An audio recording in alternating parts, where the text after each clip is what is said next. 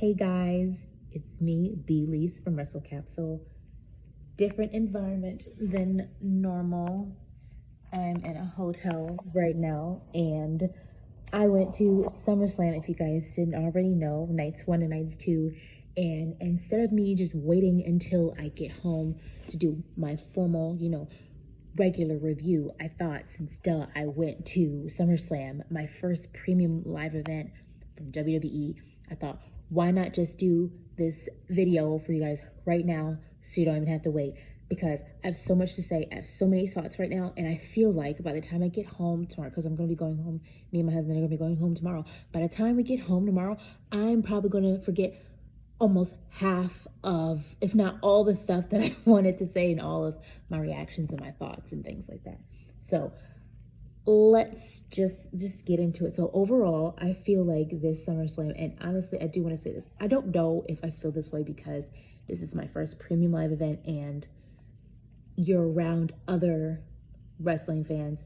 They're lit, they're excited, they're rambunctious, they're chanting, they're yelling, they're got their phones out. They're just so excited and just the exhilarating environment of being at a WWE premium live event. I don't know if it's because of that or because the matches were just good, but either way, I feel like it's both. So for me, what I would say overall is SummerSlam nights 1 and 2 were really good, like legit really good. Like I enjoyed it. There's a few things that your girl didn't agree with, and we're going to talk about some of those things, but overall I feel like SummerSlam was fun. SummerSlam was good.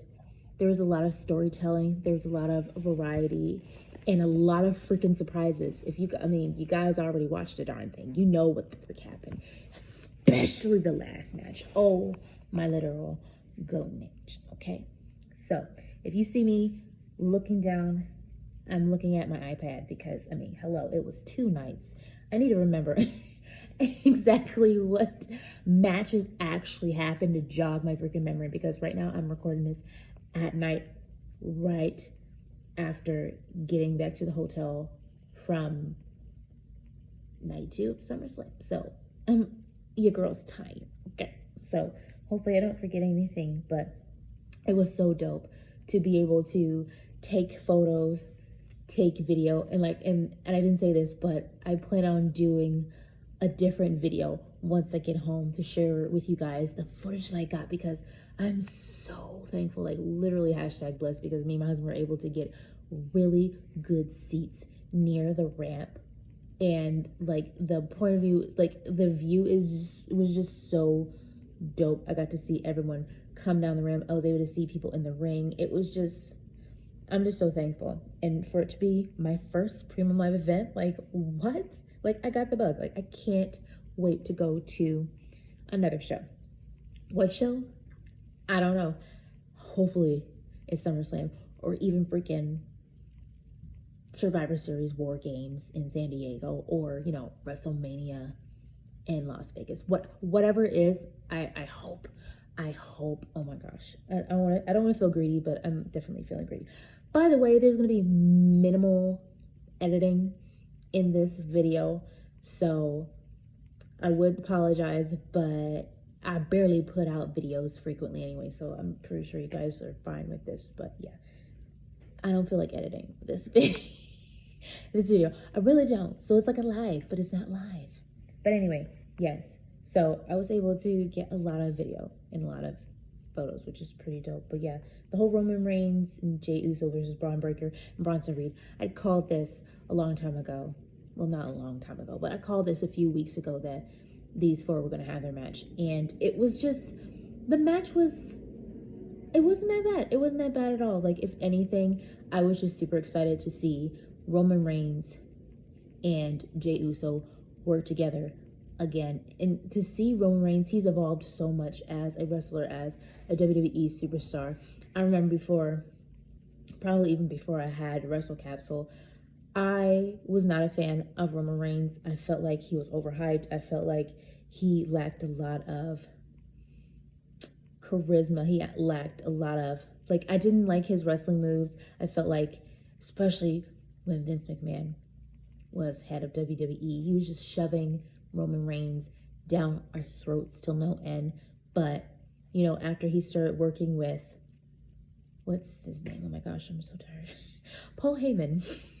Once he started working with Paul Heyman and he became his wise man, he started slowly seeing Roman Reigns grow and grow. And I feel like a lot of that was because you had someone like Paul Heyman who was in Roman Reigns' corner, coaching him, encouraging him, helping him have that confidence that he has right now before, my gosh, before when Roman Reigns would cut promos and everything like that, I didn't believe what he was saying, but now I believe every single word, and his ring work has gotten so much better, exponentially. I know other people will disagree, like, Roman's always been that guy. I'm like, I don't even know what we must be talking about, two different people. No, but I will continuously give Roman Reigns his flowers because he's dope. Like, I'm so happy how far he's come. And like when he came back, because he had been gone for a while, when he came back, I literally was just like, oh my god, Roman Reigns are amazing.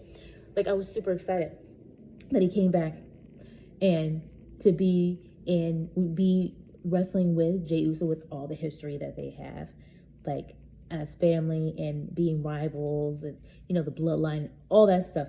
Like, it's dope for them to go against Braun Breaker and Bronson Reed. So overall, like, the match, it wasn't that bad. It was great that Roman Reigns and Jay got the W, obviously. And I got footage of that. I was like, oh my gosh, those two going up the ramp, as well as Braun Breaker and Bronson Reed. Like, it was pretty dope. But yeah, I'm gonna be skimming through. I'm not gonna be going through in super detail of every single match. I'll just be pointing out certain things like I normally do in my videos that really caught my eye. So what I was really looking forward to was this next match, which was, you know, the Charlotte Flair and Alexa Bliss versus Judgment Day Queens. And by the way, I actually met Raquel Rodriguez and Miss Roxanne Perez at the whole breakfast with the superstars meet and greet thing on day 2, and I was super excited. Like, oh my gosh. I also met Bronson Reed. I'm going to be sharing those photos and footage in my other videos and shorts and all that stuff like that. So I'm super excited to share that with you guys. But yes, I got to meet superstars and talk to them and interview them a little bit. It was so awesome because I had never been able to meet WWE superstars. So this was like a whole big thing. So anyway, I'm getting off track. But yes, this women's tag team championship match, like, literally, I remember I was talking about how I want Alexa Bliss and Charlotte Flair to win the championships, obviously, especially with their dynamic. Like, I've become such a great big fan of them working together. And I could be wrong about this, but I'm going to put it out anyway, especially with me not editing anything, a lot of mercy. But I'm going to say it anyway. You guys can correct me in the comments like you normally do. But I feel like Alexa Bliss and Charlotte Flair working together was really good publicity for Charlotte Flair. And what I mean by that is, after the whole feud with Charlotte Flair and Tiffany Stratton going for the championship and their match at WrestleMania and the weird drama, the weird promos, the moment, like the chemistry between those two was just it wasn't chemistry, if you know what I'm saying. Like, it wasn't like Charlotte Flair was cutting her normal promos like savagery as per usual, and Tiffany Stratton was having a hard time keeping up. We're going to be talking about that championship match with her and Jade. We'll get there. But, like, the dynamic between Charlotte and Tiffany was just such lackluster and just very cringe. And there's rumors and stuff about, you know, beef and things. I don't know how true it is. I don't really care. Point of the matter is, it was in wrestling news. And because of that, fans were not looking at Charlotte Flair in a positive light. And I've always thought that Charlotte Flair played better as a heel than a face, but she's actually grown as a superstar. And she, as you guys know, for those of you who have been watching Wrestle Capsule for a while, she's one of my favorite WWE superstars, point blank period. It's one of the reasons why I bought the replica of the, Women's SmackDown Championship, which I forgot to bring with me on the trip. So upset. I wanted someone to sign it. I didn't care if it was going to be Roxanne or Raquel or whoever. I wanted some superstar to sign it.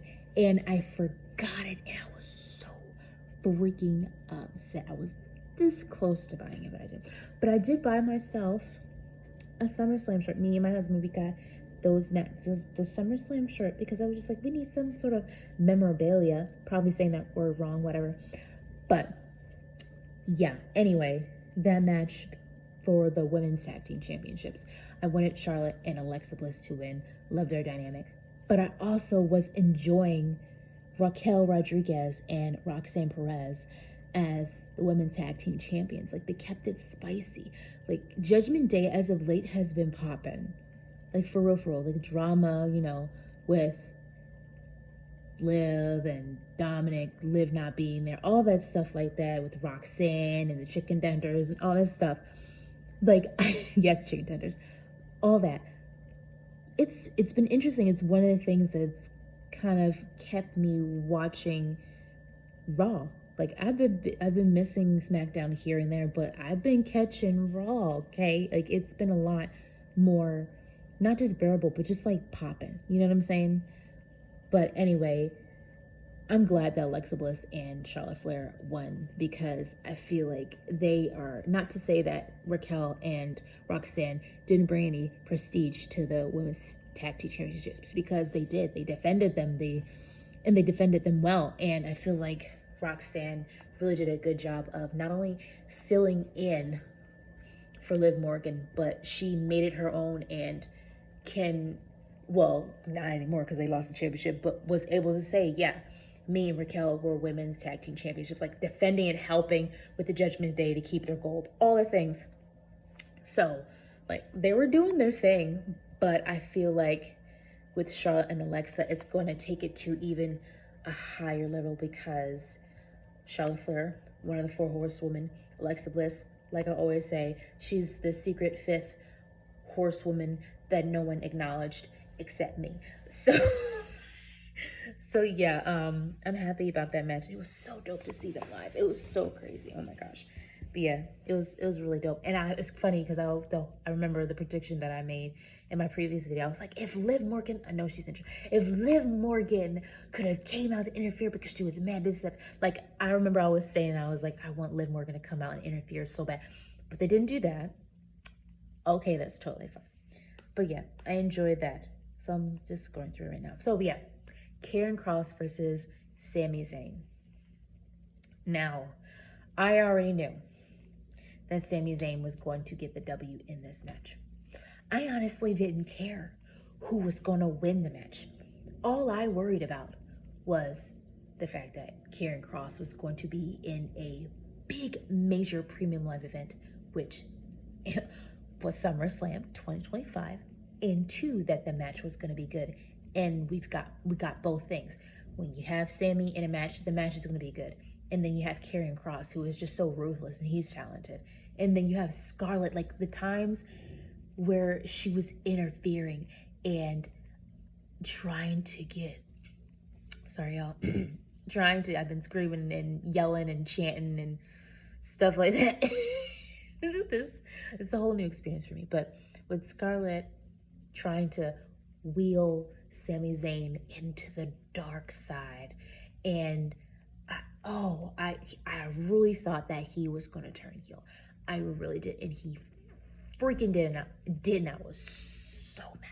I was so freaking mad, but hopefully that's not done, because that has been one of the most interesting storylines that Karrion Kross has been in since he's come back to WWE, and that's insane because he's been back in WWE for a few years now. But that's neither here nor there. That could be a whole nother video, because I love talking about Karrion Kross in my videos.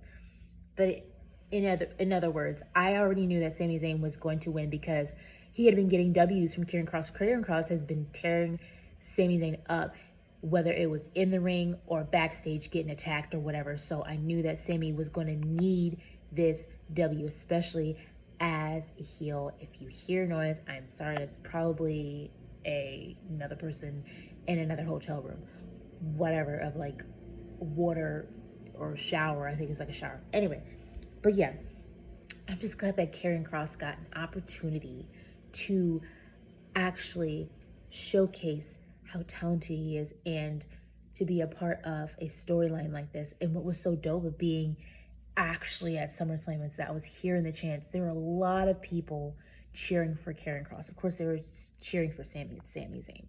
But there were a lot more people cheering for Karrion Kross. When Karrion and Scarlett came out, they were pumped, including me. I was like, let's go, Karrion. Like, we were all for it. And I love that more and more. See, when I don't edit, things get all wonky. But like I was saying, I love that the fans are getting behind Karrion Kross. Like when he came out, people were cheering him and everything like that. Like he deserves this. He's worked so hard to get to this point, to get people to care. Because he has so many creative ideas that I can't wait for WWE creative to actually act on. And I'm really looking forward to that. And I feel like this SummerSlam match, even though he didn't win, was a step in the right direction for Karrion. And hopefully we're going to see more of him. Hopefully we're going to see new things going on with his story, whether it's with Sami Zayn or with another superstar. I'm just glad that he's getting opportunities finally, okay? Because it's been too long. So this women's championship match, Tiffany Stratton versus Jade Cargill. I'd already expressed to you guys a while back of how I felt about Tiffany Stratton. I don't hate the girl. I feel like she's talented. I just don't like her promo skills. I feel like she needs to get better, and I feel like she needs to believe it. And I've talked about this before on my channel. I don't need to get into it anymore. People are going to get mad at me like, Tiffany's this and Tiffany's that. You wish you could do this. You wish. I'm like, okay. Opinions are like butts. Everyone has them, and sometimes they stink. Like, let's be real. But in any case, in terms of my opinion on Tiffany Stratton, I believe it's backed up by facts, so I don't really think it's an opinion, because Tiffany really does need to get better at her promo skills. I don't have a problem with her in the ring. It's the promo skills and her interaction with people that I have a interaction with other WWE superstars and storylines that I have an issue with. And I feel like one thing that could help her is a dance partner. I probably have already talked about this on my channel, so I'm probably repeating myself, but someone that she can bounce off of, someone who is the peanut butter to her jelly, if that makes sense to y'all. Someone who can pull something out of her. I feel like she needs that. And I've said this before on my channel. I think that WWE pulled Tiffany Stratton a little too soon from NXT. I feel like she needed a little bit more, but she was just so popular. They just had to call her up to the main roster. But either way, my prediction of this match was that Jade Cargill, actually, I don't even think I had a prediction. I just had a preference. I was like, I don't want either of these women to have this championship. I didn't want Tiffany to have the women's championship, and I didn't think that Jade Cargill was even ready to have this huge championship, because essentially, yes, the women's world championship is huge, but the women's championship, like point blank period, that's the face of the women's division. Raw and SmackDown, like that is the person, the woman that is in the forefront, not necessarily like a pioneer, but like the forefront in there, who is really paving the way for other women, you know what I'm saying, like within the current women's division, to step up and to climb the ladder, go from low to mid to main event, you know what I'm saying? Like the person who has the women's championship, just like the person who has the undisputed WWE championship, is the top tier, like the top dog and the dogette, you know what I'm saying? And I didn't think that Jade Cargill was ready for that yet. Mid-card, sure. I just want Jade to work her way up. I don't think that she's not talented. She's very talented. I've expressed that several times on this channel. Like, I don't even need to defend myself. Like, it's not that. It's just, I feel like she needs a little bit more. Like, she had the the women's tag team championships. Okay, keep working, she needs to get into another storyline with someone. She needs to grow in that area and get more of those feuds underneath her belt and get more comfortable. Like, it takes time. Like, shoving a championship to someone and shoving that person down WWE fans' throats is not going to get them anywhere. And I just feel like fans, well, competent, smart fans, not trying to throw shade, but fans who get it, fans who understand and can look at the bigger picture, I feel like they would appreciate it more if you just wait. So I'm glad, long story short, I said all those things to say, I'm glad that Jade Cargill didn't get the championship, but I'm not a fan of the fact that Tiffany Stratton retained. So I feel like I'm just a rock in a hard place. Like, I wanted neither of those women to have the championship. I just didn't. But it is what it is. Tiffany retained, and for her to retain, okay. I feel like that match wasn't, I mean, it wasn't bad, but I don't know. It was okay. It didn't, like, it wasn't like the most spectacularest thing ever in my entire life. It was okay, but it just seemed kind of quick to me. I don't know why. Maybe I'm tripping. I mean, I was in the arena, in the stadium, so I don't know. Maybe my time perception is different from what it actually was, but it felt short to me. At any rate, I'm thoroughly surprised that Logan Paul and Drew McIntyre won against Jelly Roll and Randy Orton. Was expecting the face team to win, but no, that's not what we got. By the way, I am so proud of Jelly Roll. Like I told you guys before, I'm not a huge fan of country. I don't listen to Jelly Roll, but I could tell that man was in the PC. I could tell that he was getting some training, because the way he was hitting Logan Paul, like, let's go. And I love how he got freaked up and he was kind of getting carried away, and he was like he was looking like he was trying to build up the strength to go back in there, because, you know, they're ganging up on our boy Randy. So, like, I love that aspect. Like, there's a lot of storytelling in this match, which I thoroughly enjoyed. But like I said, I was so surprised that Drew and Logan won. But I feel like Logan needed this because, like, he just did. I feel like he has a thing with SummerSlam.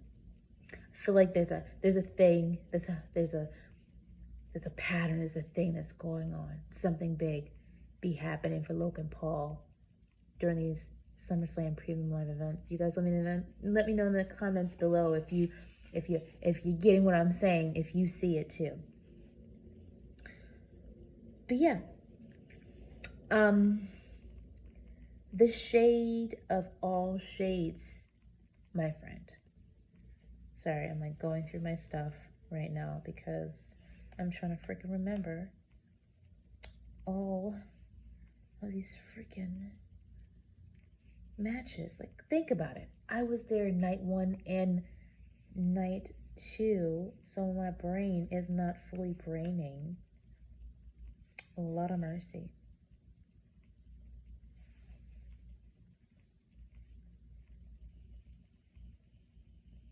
Sorry, y'all. Anyway, let us talk about the main event of night 1, because I'm thoroughly shooketh.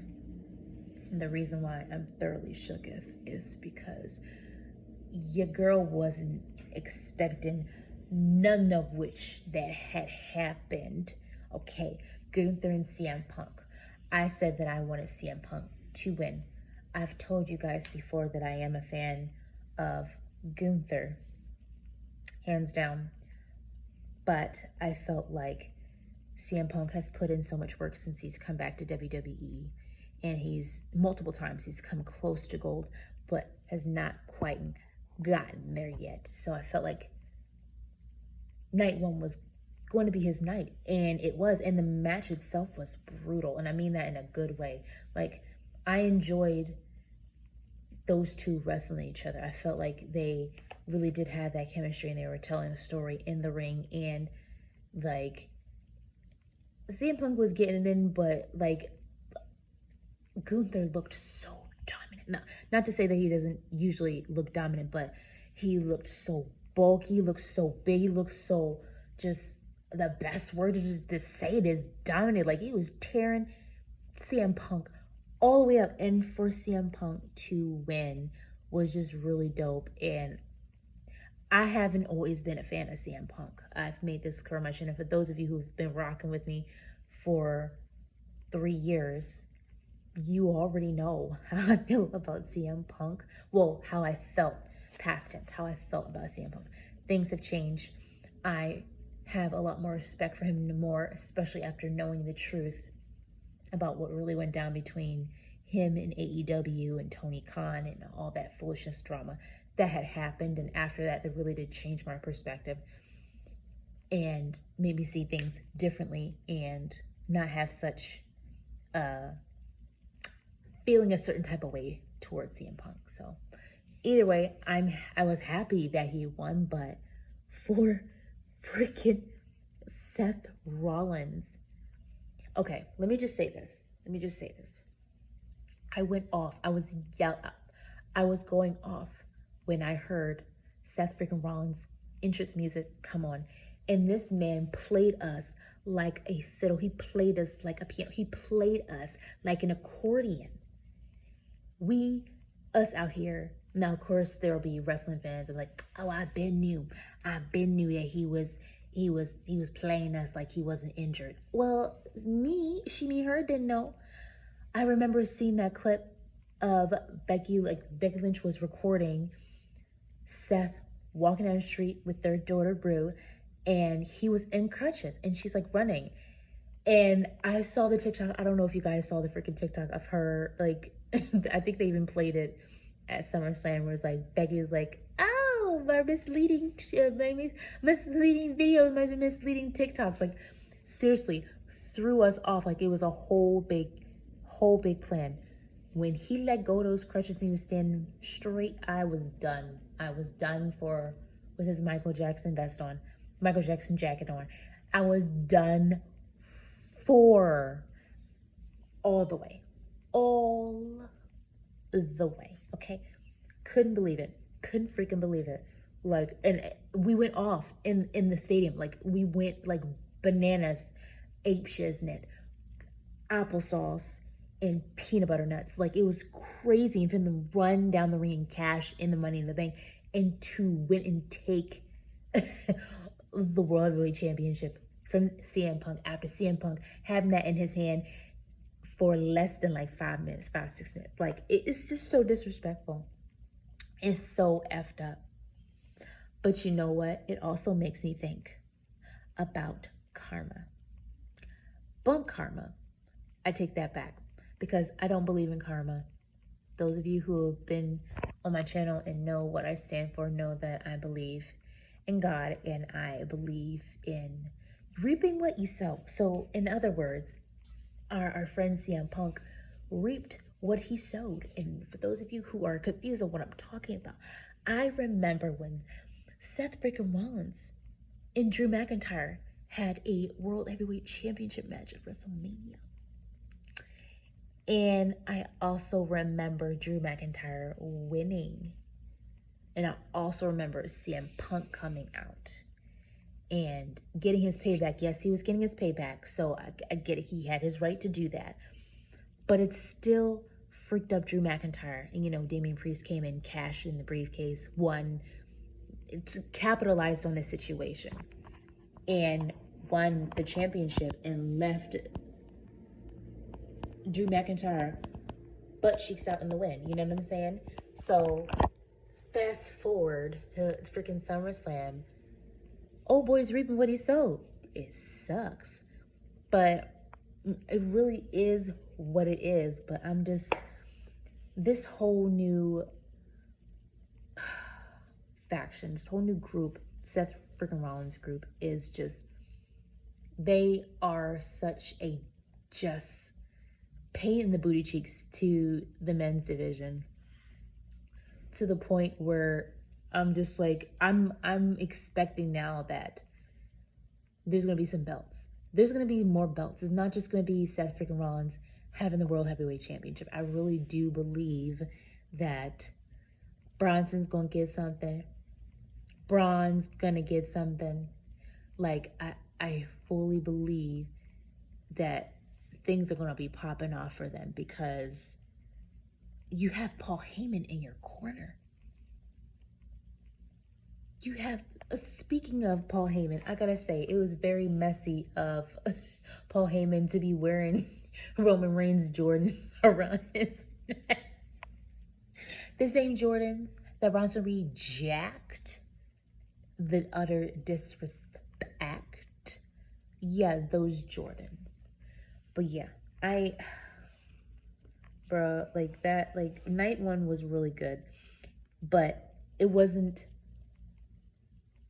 and I will like, it wasn't as good as night two, and that's how it is, isn't it? Like, especially with WWE's multiple night premium live events, night one is supposed to be good, but night two is supposed to be even better, and it was okay. It was Women's World Championship. Okay, you got our champion Naomi, you got Rhea Ripley, you got Io Sky. Now let me tell y'all, I was so pumped. I was so excited. I was so happy. Like, the fact that Naomi retained, I talked about this on my channel. I freaking talked about how it was going to be so important for Naomi to retain the Women's World Championship because she's not done yet.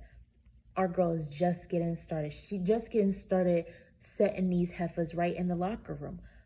Taking that championship from her is going to be cray-cray.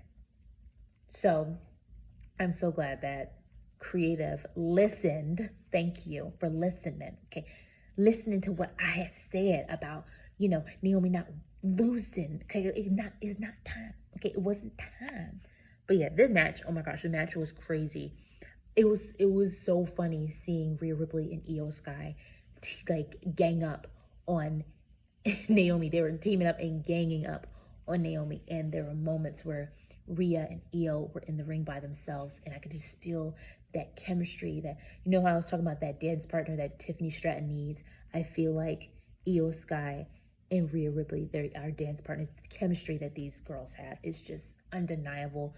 I enjoy them so much in the ring, and we were able to get more of that, more of what we were getting at Evolution before our girl Naomi came in and freaked it up and snatched the championship out of Io Sky and Rhea Ripley's fingers. But anyway, I'm just so freaking pumped that Naomi retained because she deserves it. She worked so hard, so hard. Her charisma, her stage presence, her promos, her ring work, like everything is literally top tier. And of course, some of you might say, oh, you just like her because she's black or this, that, and the third. And I'm like, okay, there is nothing wrong, okay, with appreciating a fellow woman of color sister. But it goes beyond that, though, because she has that ick factor.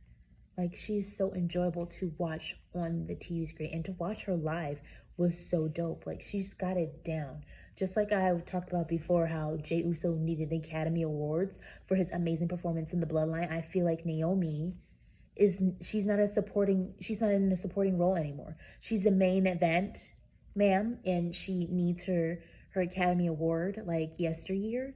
So I'm waiting on that. But yeah, super dope. I don't even know what's going to happen now, because since Naomi has retained her Women's World Championship, she's going to have to go up against Stephanie Vaquer, Crash and Perez.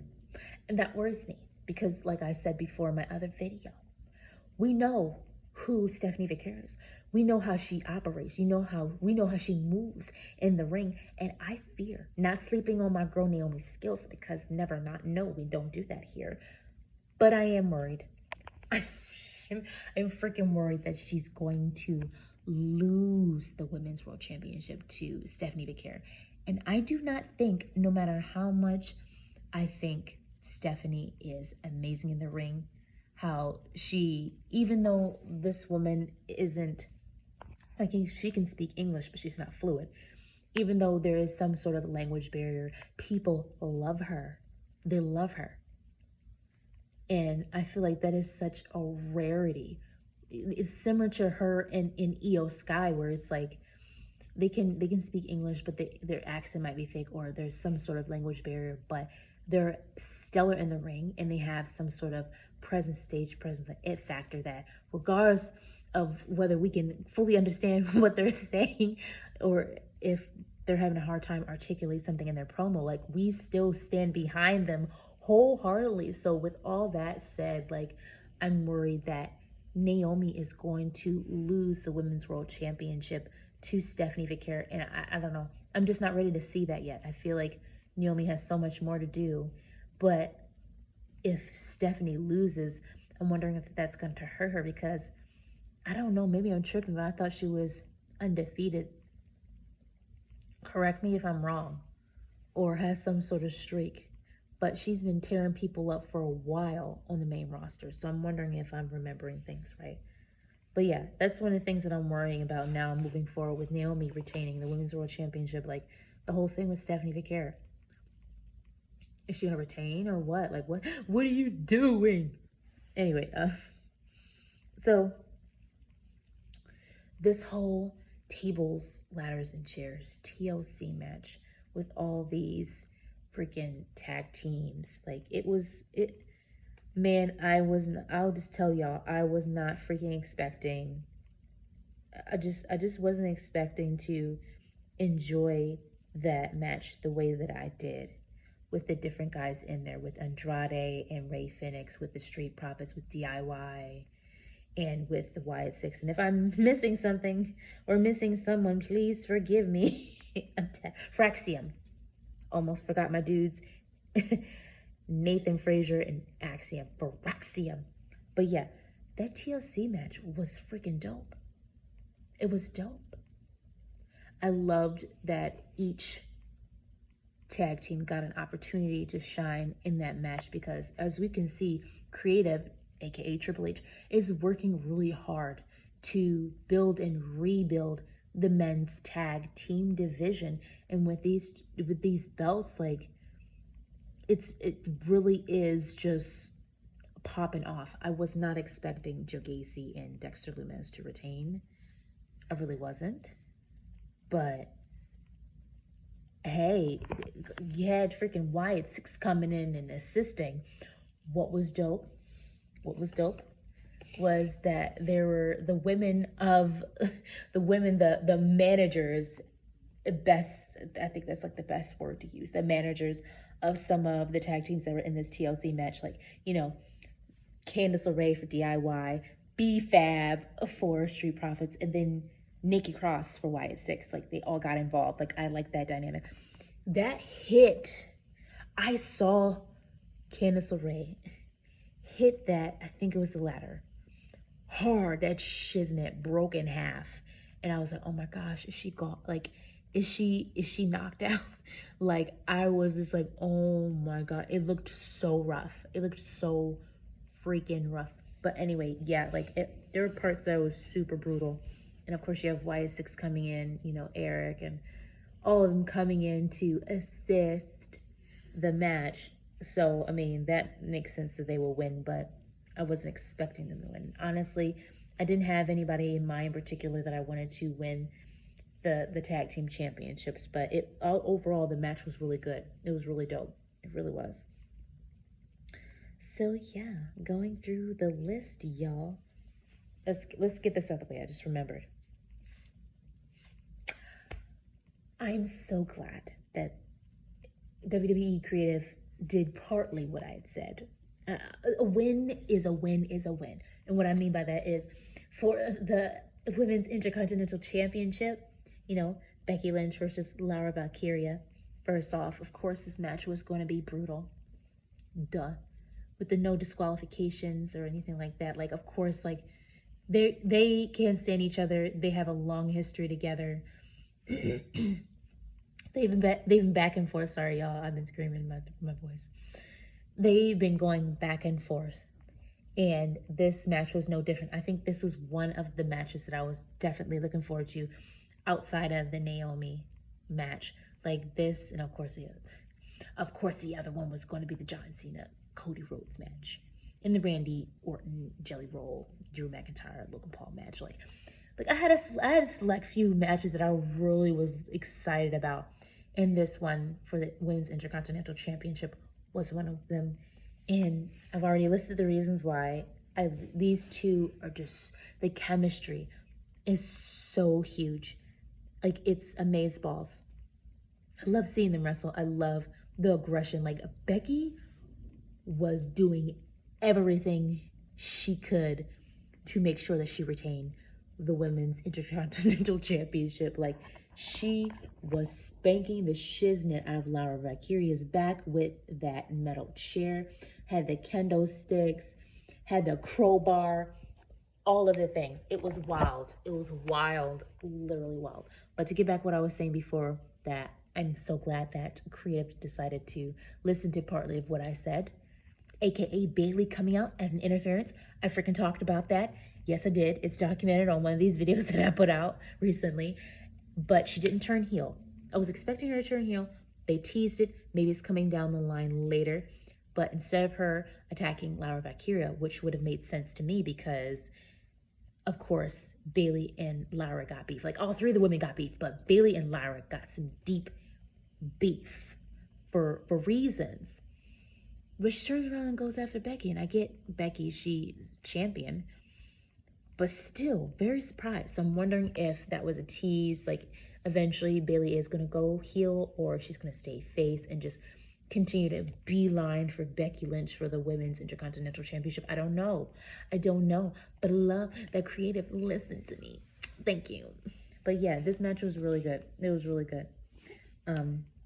One thing that pissed me off, for those of you who weren't at this Premium Live event, like I said, I was there, and I heard weird chants during this match, and it was pissing me off, and people were doing the wave in the crowd, especially the ones up in the nosebleeds and whatever. And I get it. You want to keep yourself entertained. You want to have fun. SummerSlam is supposed to be fun and exciting, but it made me mad because it didn't seem like they were doing that for any other match on the match card except for the Women's Intercontinental Championship match. So I'm just like, are you guys that bored that you got to do the wave during their match? And when a group or a section doesn't do a wave, you want to boo? It was so distracting, and it was so freaking annoying. And I'm just like, you do realize that there's an actual match happening. It's a championship match. Yes, it's a mid-card belt, but it's still important, and it's women's wrestling. I'm just like, I was just getting super irritated, but it is what it is. Eventually they stopped, and they got the picture when Becky was just walling out and Lyra was walling out, and the match just got more and more intense. But it just bugged me, and this is the stuff that I'm talking about when it comes to women's wrestling and the lack of respect and all of the things. It was just bugging me. I'm just like, y'all can't be that bored at SummerSlam. The SummerSlam was not boring at all. Like, if you go from top to bottom of the match card, none of the matches were boring. You might have been interested in the superstars that were in those matches, but the matches themselves were not boring. There was always something that was happening. So that junk pissed me off, but I moved on because it is what it is, and some fans are just going to be weird. They're just going to be weird. What can you freaking do? Except rant about it on your YouTube channel. Yes. Solo Sikoa versus Jacob Fatu. That's that steel cage match. I really thought that Jacob Fatu was going to win the championship, but I'm glad that he did. I wanted Solo Sikoa to retain, and the reason for that is I feel like he had been waiting for this match. Not this match, my bad, y'all. I'm tired.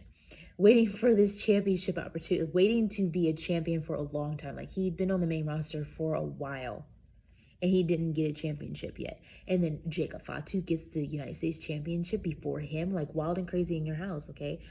But with Solo Sikoa being U.S. champion, some people are into it, others are not. It is what it is. I personally think that Solo Sikoa as U.S. champion is just funny and comical and entertaining to me, and I enjoy it with the MFT. I keep calling them the Bloodline Part 2, but I know they're MFT. Blah, blah, blah. But yeah, I was surprised that Solo Sikoa retained. Glad that he did retain, but I was surprised he retained. And somehow, some way, MFT got involved.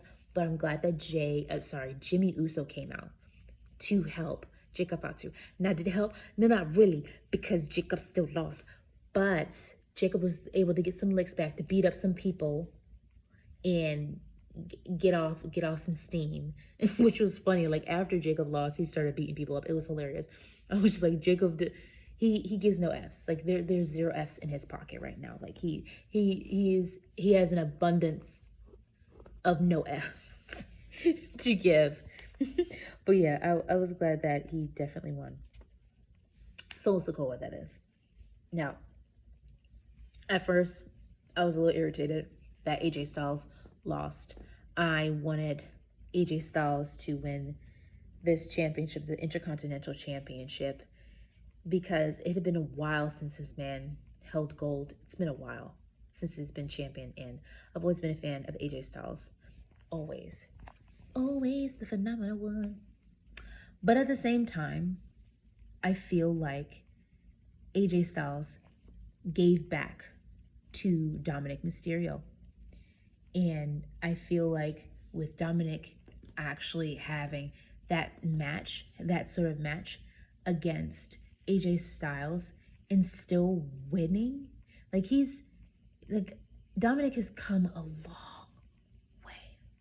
I mean, with promos, I mean, with ring work, I mean, with stage presence, that it factor. Like, he's come a long way to the point where he got the fans to turn and be on his side as opposed to booing him. Like, I remember Monday Night Raws of when this man would talk. Like, he would begin a sentence, maybe 2 words, the whole entire arena would just start booing, and the booing would just be so freaking loud that he can't say anything.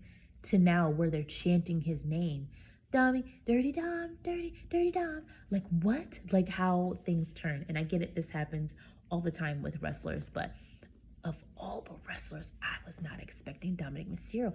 Like, I knew that once Dominic switched, that things would change. Like, I knew it. People were going to get on board eventually. It was just going to take some time for people to really get on board with Dominic. But we literally watched him grow and morph before our eyes. Like, we really watched him grow as a wrestler, especially when he left the wing of his father, Rey Mysterio, and started getting into the bloodline. Lord have mercy, Judgment Day. I feel like Dominic Mysterio getting into the Judgment Day was the best thing that ever happened to him. And I know I've said this tons of times, but I mean, it remains repeating. And he's still in the Judgment Day, and the Judgment Day is still popping. I talked about this earlier in this video. Like, Judgment Day, like, they're holding on pretty strong, even with the brewage of Liv Morgan and Roxanne Perez and Dominic Mysterio. Even with that, like, they're still holding on. You got freaking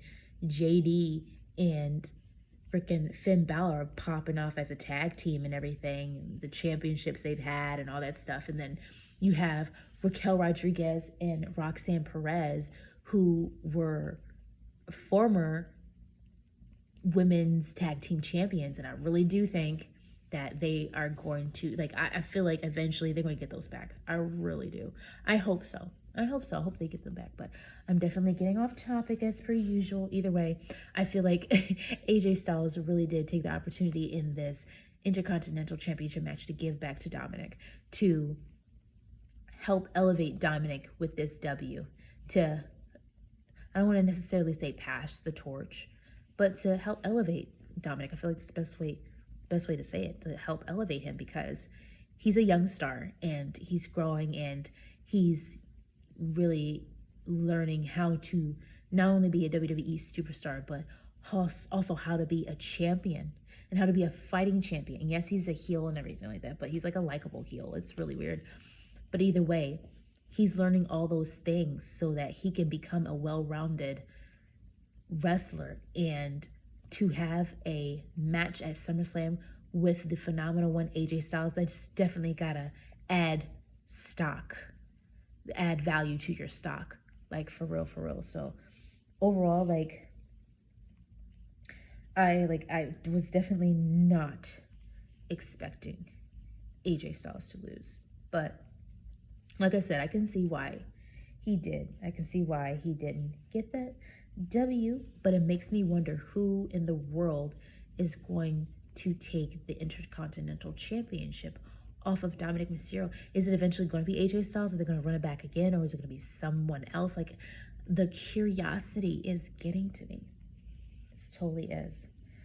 Like, let's just talk about this. Let's just talk about this. Who in the Blue Tarnations knew that Cody Rhodes was going to win back the WWE Championship, Undisputed Championship, whatever you guys want to call it these days? It's same belt. Who knew that Cody Rhodes was going to win the WWE Championship back? I sure as heck didn't. I'm still shook. I'm still processing that. Like, even down to freaking John Cena going back face. Like, what? Like, left field. Talk about left field. Like I said, I'm still processing that. But for Cody Rhodes to win the championship back and show a little bit of heelism, I'm wondering if Cody Rhodes is going to turn heel. I've been waiting for this man to turn heel. I can't wait until he turns heel. I remember when he was heel in AEW with the black hair. I wonder if we're going to get black hair heel Cody. I don't know. But that would be super freaking dope if we did. Probably not going to get it, but it'd be cool if we did. But, like, I feel like this match, Cody and John Cena, for multiple times within the street fight, like, first and foremost, this street fight, I was like, okay, when are we actually going to go outside of, the ring, outside of the area before you get out of the barricade, like, around there? Like, when are we going to go in the crowd? Like, I was looking forward to those two duking it out in the crowd, and eventually they did, but it took a while for them to get there. They were just staying around the ring. That's what I was trying to say. They were staying in the ring and around the ring, but they wouldn't go out. It was like, eventually they did, but it took a while for them to do it. And like I was saying, I cut my own self off. That's what happens when you don't edit. But anyway, John Cena, there were times, multiple times, where I was forgetting how old John Cena was. And what I mean by that is, yes, he's older and he's on his retirement tour, but some of the moves that he was doing, I was just like, bruh, either I haven't seen you do that before, or I haven't seen you do that in a while. Like, his strength, oh my gosh, the super attitude adjustments and all that, like, bruh, like, John Cena is busting out all the stops, like, he really is. And I feel like overall that match with him and Cody was really good. Really good. There were so many near falls. There's so many, like, I was yelling. I was like, every time the referee would count, and then, like, it always, the arm go up at like 2.99999. Like, it was taking my mind through a super loop, because I'm just like, bruh, who's gonna win this freaking match? Are they playing with our games? Are they playing with us? Okay, because we're not interested in the games that they're playing. But with Cody winning and going about his business. By the way, there was a lot of booing in the stadium for Cody. And it's crazy how quickly the fans can turn on someone. It's crazy, incredible, ridiculous how quickly fans can go from loving someone to hating someone. And not because it's a warranted hate, but just because we like the other guy, so we're just gonna boo you. And I'm just like, what?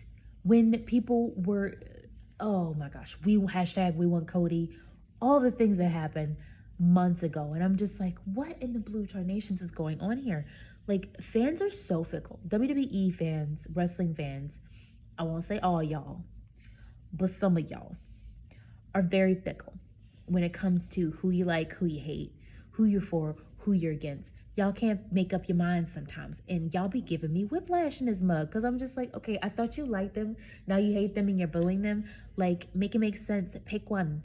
pick one, okay? Pick a profession and stick with it. It's giving that. But Brock Lesnar coming back. I did not think this man was coming back. I screamed my lungs out in that stadium. I screamed my lungs out.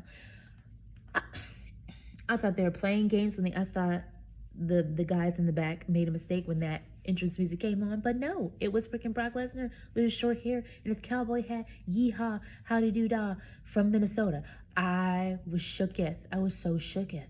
Shooketh randomly. I did not think that this man was going to come back to WWE, especially with the allegations with Vince McMahon and all that stuff like that. And it was just like, gross. Didn't think he was coming back. And he did. And now he's got beef. He's going to have beef with John Cena. And they didn't fight, he freak each other up. And, well, Brock, let's be more specific, Brock came in and started freaking things up. But where does that leave Cena? Like, is this a new feud now? Cena versus Brock Lesnar? Like, what? Are we going to get a promo from Brock? Is there going to be any sort of explanation? Or is he just going to come in and start freaking people up? Like, well, more specifically, freaking up John Cena. You know, he doesn't need a long list of people to freak up. He just hones in on one person and he just F5. Like, him F5ing, I can't tell you guys how much I missed watching him F5 wrestlers. Like, I missed how simple Brock Lesnar's wrestling is. And I don't mean simple in a derogatory way. I mean, like, he'll freaking German suplex you. He'll F5 you. He'll freak you up. He'll put you in a hole. He'll tear you up. He'll freak your limbs up. And it's very, I don't want to say, maybe basic isn't the word to use, but it's just, he's very straightforward. He's very straightforward. He comes in, he freaks you up, he goes about his business. So I'm wondering if he's going to cut a promo or not on Monday Night Raw. Curiosity is just baking in my brain right now. But, bruh,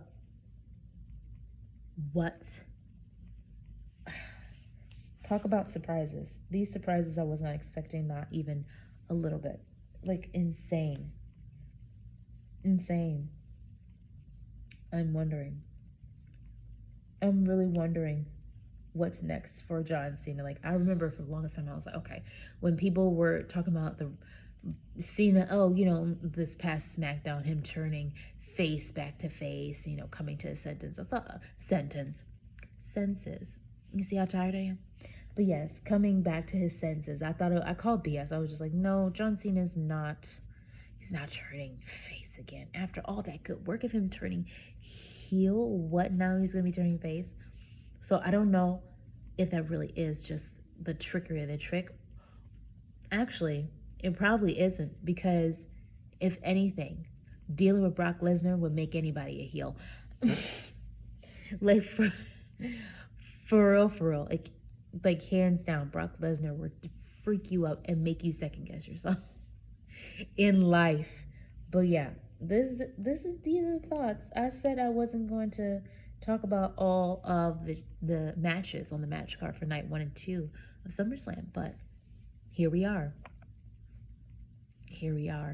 almost an hour later of me just blabbering on about the things that I thought about my review and everything. I was going to do a full-on video, but I'm still going to do a video, but I'm just going to be doing some voiceovers and just sharing the footage that I have from me being at the SummerSlam. Like, I'm so excited. But guys, thank you so much for listening to me blabber on late at night. I don't even know what time it is. It's probably midnight. I'm so tired. But either way, thank you for listening to me blabber. Don't forget to like, comment, and subscribe for more episodes. Thank you guys so much for watching. And let me know in the comments down below what you thought about SummerSlam. Did you like it? Did you hate it? Did you not care? Like, let me know.